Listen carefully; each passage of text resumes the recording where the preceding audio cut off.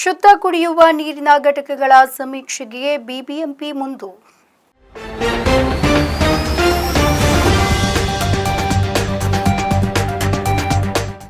BBMP ವ್ಯಾಪ್ತಿಯಲ್ಲಿರುವಂತಹ ಶುದ್ಧ ಕುಡಿಯುವ ನೀರಿನ ಘಟಕಗಳ ಸ್ಥಿತಿಯ ಕುರಿತು ಸಮೀಕ್ಷೆಯನ್ನ ನಡೆಸಿ ವರದಿಯನ್ನ ಸಲ್ಲಿಸುವಂತೆ ಅಧಿಕಾರಿಗಳಿಗೆ ಬಿಬಿಎಂಪಿಯ ಮುಖ್ಯ ಆಯುಕ್ತರಾದಂತಹ ತುಷಾರ್ ಗಿರಿನಾಥ್ ಅವರು ಸೂಚನೆಯನ್ನ ನೀಡಿದ್ದಾರೆ.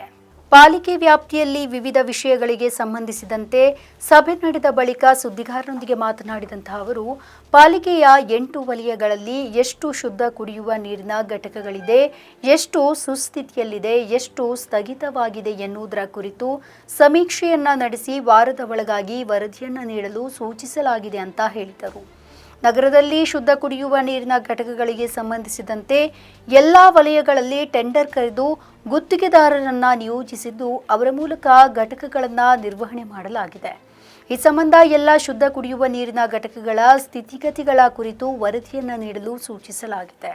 ನಗರದಲ್ಲಿ ಕಾವೇರಿ 5 ಹಂತವು ಈಗಾಗಲೇ ಚಾಲ್ತಿಯಲ್ಲಿರೋದ್ರಿಂದ ಏಪ್ರಿಲ್ 1, 2025ರಿಂದ ಕುಡಿಯುವ ನೀರಿನ ಸಂಪೂರ್ಣ ಜವಾಬ್ದಾರಿ ಜಲಮಂಡಳಿ ಇಲಾಖೆಯದ್ದೇ ಆಗಿರುತ್ತೆ.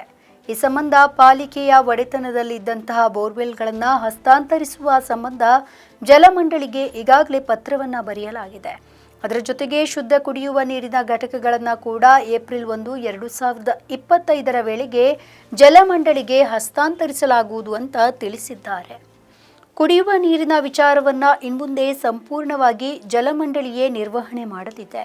ಕುಡಿಯುವ ನೀರಿನ ವಿಚಾರವಾಗಿ ಕೇಂದ್ರ ಮತ್ತು ರಾಜ್ಯ ಹಣಕಾಸು ಆಯೋಗದಿಂದ ಪಾಲಿಕೆಗೆ ಬರುವ ಅನುದಾನವನ್ನು ಜಲಮಂಡಳಿಗೆ ವರ್ಗಾಯಿಸಲಾಗುವುದಂತ ಹೇಳಿದ್ದಾರೆ.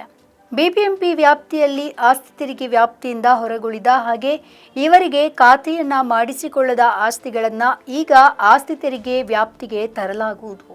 ಅದಕ್ಕೆ ಸಂಬಂಧಿಸಿದಂತೆ ಹೊಸ ಖಾತೆಯನ್ನು ಪಡೆಯಲು ಬಿಬಿಎಂಪಿ ವೆಬ್ಸೈಟ್ನಲ್ಲಿ ಅವಕಾಶವನ್ನು ಕಲ್ಪಿಸಲಾಗುವುದು.